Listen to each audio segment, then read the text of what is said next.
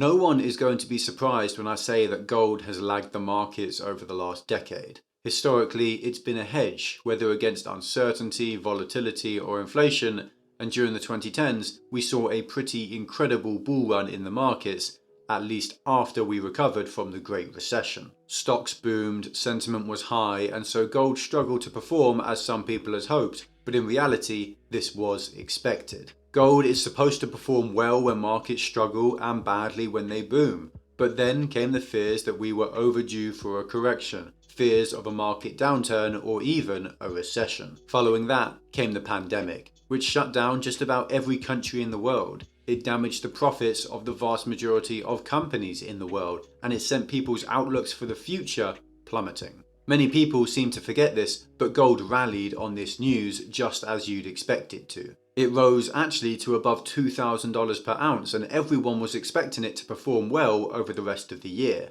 But that's when the money printers were turned on. The furlough and the stimulus checks were chucked out of helicopters and the zombie economy began to run. As the markets and investors begin to wake up to the reality of the financial world today, central banks all over the East are starting to stock up on physical gold, and the question that I'm seeing being thrown around more and more is, what do they know that we don't?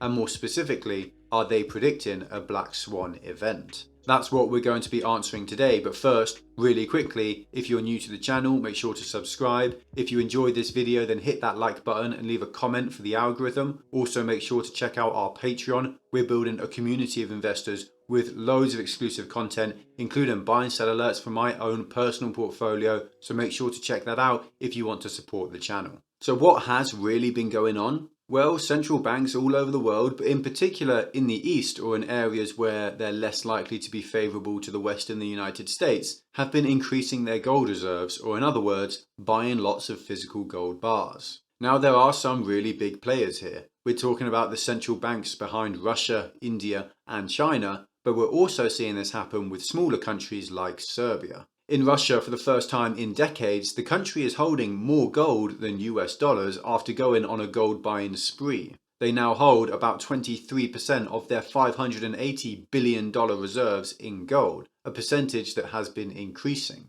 Go back a couple of years and Russia was holding about $200 billion in US currency and only $80 billion in gold, but they have completely reversed that today by steadily buying up gold and selling US dollars. According to Putin himself, this is part of a broader strategy for the country to de-dollarize the Russian economy and lower their vulnerability to US sanctions as relations with the US have been deteriorating. It seems, on the surface at least, that Russia is preparing for something, and in particular, they seem to be preparing for the dollar to enter a bear market. So, over the last few years, Russia has been the world's biggest buyer of gold as they built up this war chest. But they aren't the only buyer of gold. Just a couple weeks ago, it emerged that China's net gold imports through Hong Kong has increased by nearly 60% as Chinese citizens, not just the People's Bank of China, started to stock up on gold. Now, it's not exactly breaking news at this point, but China's economy is teetering on a knife edge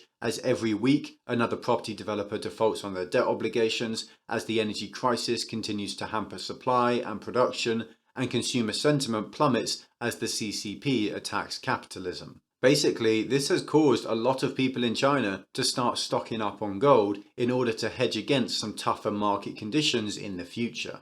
The extent of this demand has meant that these people are buying gold at a $12 premium over spot prices. But this demand isn't limited to just the people of China, but to the People's Bank of China as well.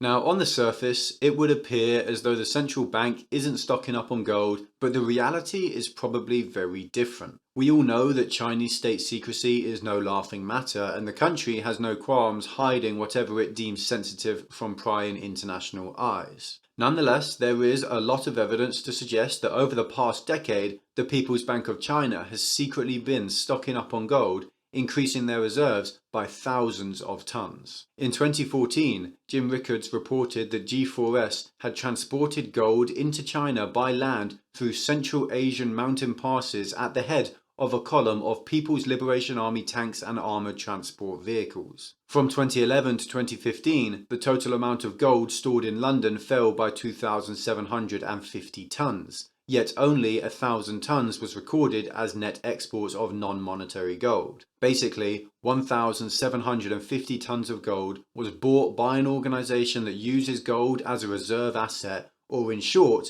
it was bought by a central bank. Whistleblowers in the London gold market have reported that China, or the People's Bank of China, buys this as monetary gold, which means it doesn't have to be reported as an export, which keeps it out of the news and off the balance sheets. They then fly it over to Beijing using their own airplanes. It would appear again as though another country fundamentally opposed to the US and their role as worldwide hegemon has been stocking up on gold as well, perhaps suggesting that they are also preparing for a bearish US dollar.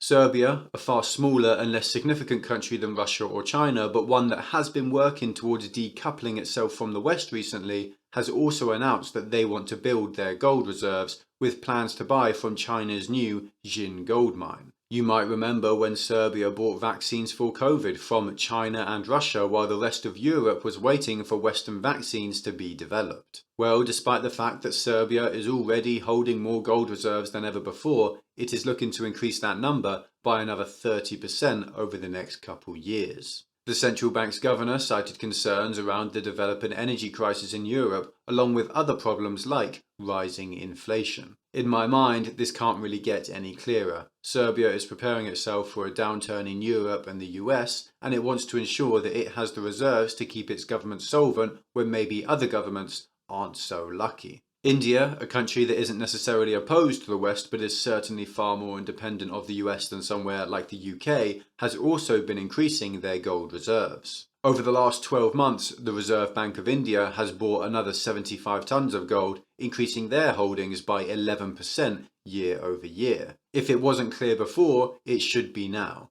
Central banks are stocking up on gold. But of course, it's not just central banks or individual people buying up physical gold either. Who could forget a couple months ago when Palantir, one of the most popular companies around the world right now, bought $50 million of physical gold bars to hedge against a black swan event. This sent shockwaves around the markets because while Tesla was stocking up on Bitcoin as a hedge to tougher market conditions, Palantir went back to its roots and bought up gold instead. The real shocker though was the fact that they literally claimed they were hedging against a potential black swan event, an unpredictable catastrophe that could change everything about the markets as they are today. An event that could spell the end of fiat currency, a fundamental change to the monetary systems of the world, and perhaps even a return to the gold standard. Now, all of this coming from a company who makes billions of dollars from processing data, from working with huge government organizations like the NSA, that obviously caused a lot of people to worry and wonder,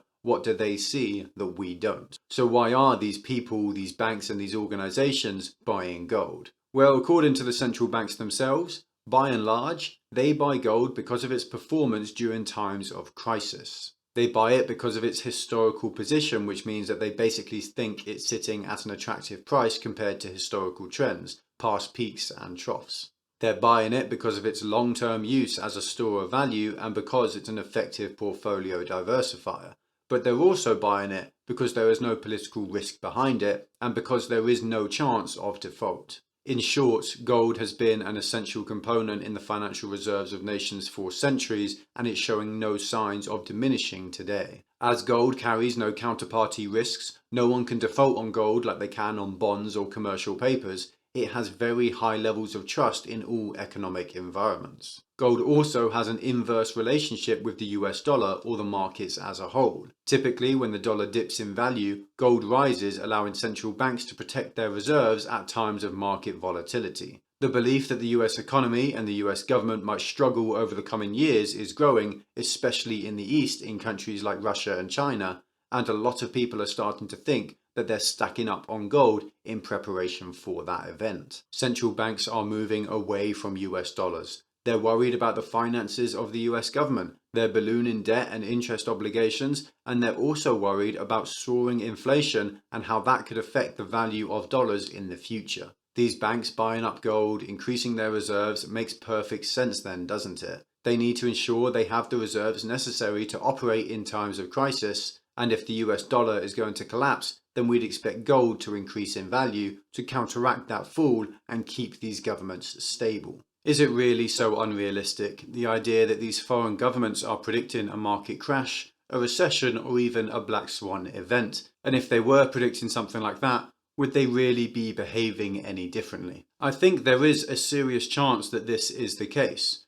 Russia, China, and numerous other countries' central banks are reducing their exposure to US dollars, and they're increasing their exposure to humanity's oldest and most historic store of value. If they foresaw a recession on a similar scale to that of 2008, would they warn us, try to stave off any kind of crisis, or would they simply watch as we walk headstrong into the fire? If Russia had the ability to save Europe from an energy crisis, to increase their natural gas exports to prevent the EU and its citizens from suffering, would we expect them to help us? Well, recent news stories would tell us what to expect. They would relish in our anguish and do everything they can to position themselves to gain at our expense. I know that gold's ability to hedge against a recession is actually quite heavily disputed, and that isn't an argument that I'm going to try and solve today. But in the event that we see a real collapse, a huge market correction, God forbid, even a Western government that defaults on their debt, a black swan event, I'd expect gold to perform far better than equities. Now, if you're interested in the idea of gold, you're thinking about diversifying your portfolio, or maybe you just want to hedge against inflation, then you need to hear about this video's sponsor, Vaulted. Vaulted is the best way for individuals or even institutional investors to acquire physical gold with a great website and mobile app that makes it easier than it's ever been. They store and insure their gold in the Royal Canadian Mint. It's all real one-to-one allocated gold, manufactured by the Royal Canadian Mint and certified conflict-free, meaning you can rest easy in the knowledge that you can request instant physical delivery of your gold holdings wherever or whenever you desire. Their prices are also the best in the market because they store all of their gold at the manufacturer, the Royal Canadian Mint, and they cut out all unnecessary middlemen. They don't charge any premium or spread when buying or selling you gold, and they are as transparent as possible, meaning there are absolutely no hidden fees. On top of all that, they even manage to put out some great articles to keep you updated on the investing world. Now, if that sounds at all interesting to you, then I highly suggest you check Vaulted out. There's a link for you down below in the description and in the comment section for you to check out. Now, a lot of people ask, if gold is such a good buy, if it is still the ideal hedge against inflation and tough market conditions, why hasn't it performed as well as we would have hoped over this last year? And there are a few answers here. Firstly, while Eastern governments, especially those with less than favourable relations with the US, have been increasing their gold supplies over recent years, Western governments have been reducing their reliance on gold. Most of the world's gold reserves are still held by the US, by the UK and other countries like Germany and France, but they have either been reducing their reserves, as is the case in the UK, or keeping their levels steady, as is the case in the US. Retail investors have also largely been staying away from gold over recent years, and it's actually not too surprising. We've seen a huge bull market run up where some stocks have garnered pretty ridiculous valuations, and even the indices as a whole have been rising at pretty incredible rates. Most people right now are more likely to have their investments tied up in an S&P 500 ETF rather than a gold ETF, because the market has just been so strong. Then there's the huge growth of Bitcoin and the cryptocurrency market as a whole. Go back 15 years and cryptocurrencies literally did not exist, and now they've grown into one of the greatest speculative asset classes in the world, currently sitting with a market valuation of $2.8 trillion compared to gold's market cap of around $11.5 trillion. Now, obviously, not all the capital that's flowed into the crypto markets recently would have otherwise been destined for the gold market.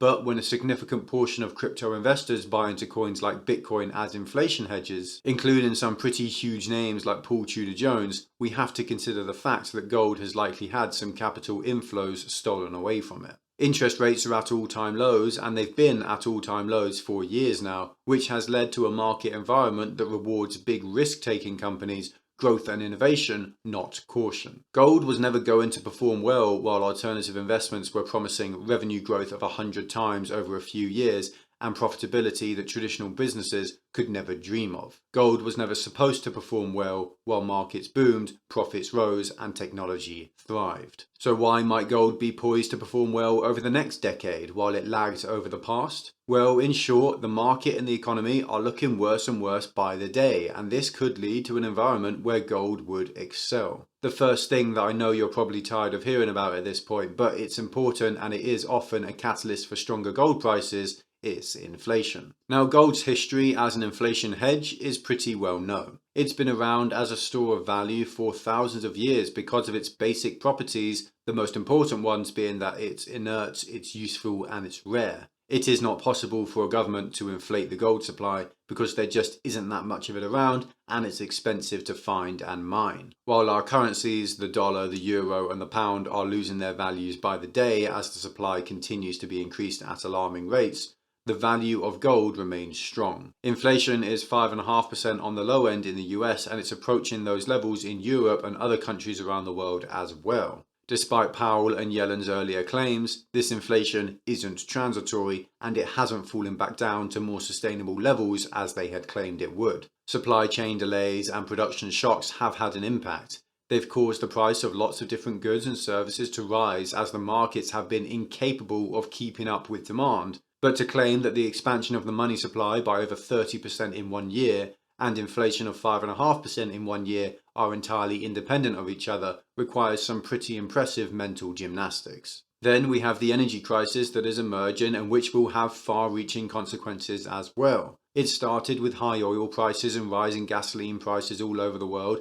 but it didn't stop there. Natural gas rose in price as well, which sent electricity prices soaring as a result. In China, there are rolling blackouts as the country is incapable of producing the energy it needs, as coal prices have risen stupid amounts as well. All over the world, this energy crisis is blossoming and it will lead to further supply side shocks for our economies and higher prices, more inflation, yet again. Gold's historic position as an inflation hedge means that it's actually very well placed to capitalize on these problems in spite of the growth of the crypto markets over the last few years. And then we have the problems that we're seeing with the economy as a whole. People are not returning to work. They just don't want to, and despite what some people claim, we're really not 100% sure why. Consumer sentiment is falling as people are becoming cautious of spending the way they used to, as they are starting to worry about the economy again. Tapering has begun, and so far the markets have managed to stave off a correction, likely due to the fact that tapering should have started months ago.